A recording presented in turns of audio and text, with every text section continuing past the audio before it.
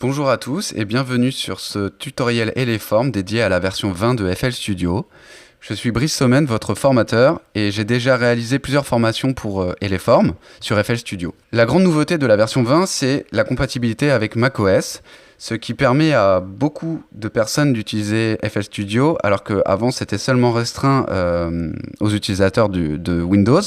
Donc c'est pas mal pour les gens qui veulent passer sur Mac, ou bien pour ceux qui avaient un Mac et qui voulaient se mettre à FL Studio, mais qui étaient obligés de bidouiller auparavant pour utiliser ce logiciel. Donc ça, c'est une grande nouveauté. Ensuite, dans les nouveautés de la version 20, on a une extension du nombre de pistes dans l'arrangeur et le mixeur. Maintenant, on peut aller jusqu'à 500 pistes, donc on n'est plus du tout limité, on va dire, par le nombre de pistes. On a également le changement des signatures rythmiques possibles au cours d'un morceau, ce qui nous permet par exemple de passer d'une mesure binaire à une mesure ternaire au milieu d'un morceau, donc c'est très pratique et ça ouvre pas mal de possibilités, surtout pour des styles de musique autres que l'électro. FL Studio essaye un peu de se diversifier dans d'autres styles et c'est une grande nouveauté aussi en termes de composition et d'arrangement.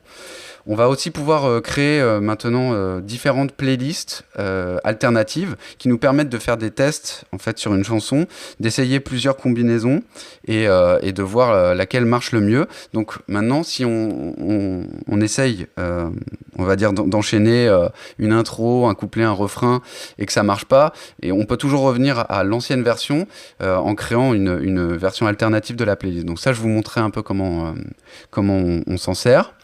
Donc ça a été calqué sur d'autres logiciels qui faisaient déjà ça auparavant, mais c'est vraiment une fonctionnalité bienvenue pour expérimenter sur vos compositions.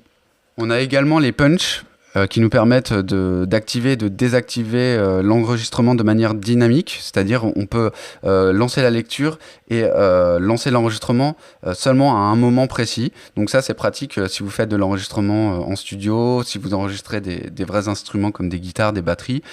Ça peut vous permettre aussi de faire des corrections si à un moment donné vous avez enregistré une piste et il y a juste un passage que vous voulez refaire, vous lancez l'enregistrement à ce moment-là et ça vous permet donc d'avoir un punch.